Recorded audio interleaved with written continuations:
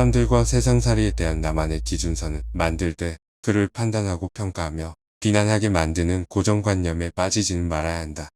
사람은 나이가 들수록 유연한 사고를 하기가 어려워지고 자신만의 고정관념에 빠진다.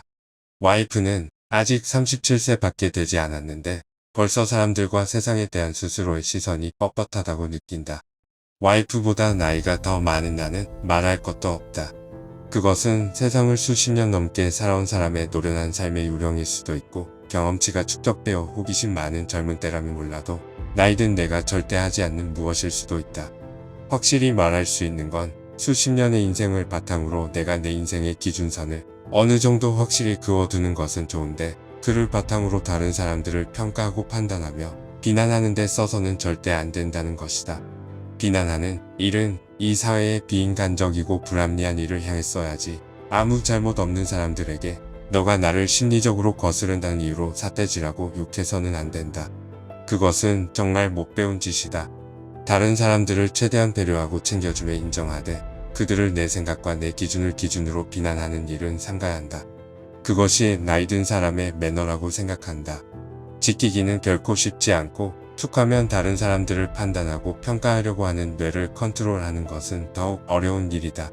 하지만 매너 있는 사람으로서 매너 있는 삶을 이 사회 속에서 이루어 나가려면 꼭 필요한 태도이기도 하다. 연애 및 결혼 초기에 나는 술을 마시면 남들에 대한 험담을 그치지 않고 하는 버릇이 있었는데 와이프는 사실관계가 어떻든 남에 대한 험담을 하는 사람은 정말 싸구려 인간이다. 라는 독설로 나를 매번 대꿀멍하게 만들어서 결국 나는 험담하는 버릇을 완전히 고치게 되었다. 와이프의 말을 들으니 내가 정말 싸구려처럼 느껴졌고 나는 고작 험담하는 습관 따위로 인해 싸구려 인간이 되고 싶지는 않았던 것 같다.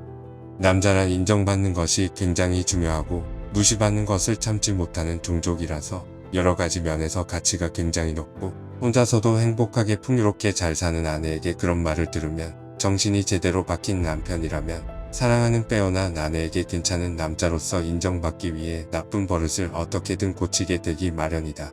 내가 당신이 말하는 싸구려가 전혀 아니고 사실은 가치가 여러가지로 높은 남자다운 남자라고 인정받기 위해서 말이다.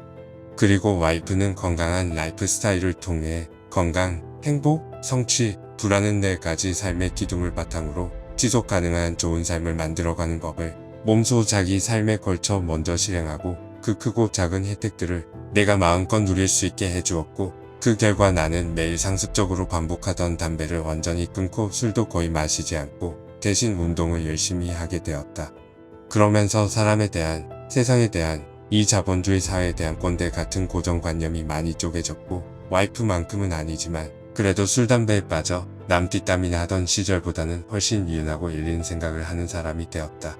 나 스스로 생각할 때에도 옛날보다는 훨씬 괜찮은 사람이 된 것 같아서 다행이다.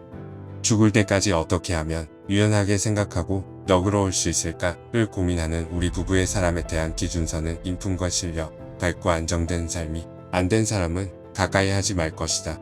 우리 부부의 자본주의 사회 속 삶에 대한 기준선은 우리 부부에게 최대한 이득이 되는 선택만 할 것, 그 이득은 반드시 자본으로 전환되어야 한다. 재능 기부는 사회적 취약자를 대상으로 할 때를 제외하고 절대 하지 않는다이다. 여기서 말했듯이 사회적 취약자에 대한 봉사와 기부는 우리 기준선의 예외이며 사회적 취약자의 범위에는 자기 인생 젊을 때부터 제대로 열심히 일하며 돈을 벌지 않아서 스스로 자기 인생을 책임지지 않아서 인생 망친 사람은 냉정하게 제외한다. 봉사와 기부는 개인 대 개인으로 이루어져서는 안 되고 반드시 단체와 그룹을 통해서 이루어져야만 우리 부부는 참여한다. 그것이 사회적 취약자에 대한 봉사와 기부를 하는 것에 대한 우리 부부의 기준선이다. 사회적 취약자들이 사회로 적응하는 재활훈련을 최대한 받게 만들고 우리 부부와 같은 개인들에게 집착하거나 의존하게 만드는 병적인 현상을 피할 수 있다. 우리 부부는 개인적으로 어려운 사람들을 도와주었다가 오로지 돈만 필요로 하는 것 또는 우리 부부에 대한 집착과 의존, 돈 벌러 일하러 나가지 않는 것과 같은 부작용들을 겪어보았기에 이제 개인적으로는 절대 도움을 주지 않는다. 사회적 취약자들의 기초적인 생활은 물론 사회 적응 훈련까지도 단체가 운영하도록 맡기는 것이 여러 가지로 맞다고 생각한다. 그것이 우리 부부를 최대한 보호하면서 사회적 취약자에게 소모하면 그만인 돈이 아닌 멀리까지 내다보는 도움을 주는 방법이라고 생각한다. 지금 당장의 소비와 쾌락에 목을 매며 길게 생각하고 행동하지 못하는 사람은 스스로 그 행위에 잡아먹혀 버린다. 그렇기에 거리를 두고 사회적 취약자들을 위해 봉사하는 단체와 그룹에 기부하는 것이 이 자본주의 사회에서 나름 열심히 잘 살아가는 우리 부부 같은 사람들이 할 수 있는 최선의 베품이라고 생각한다.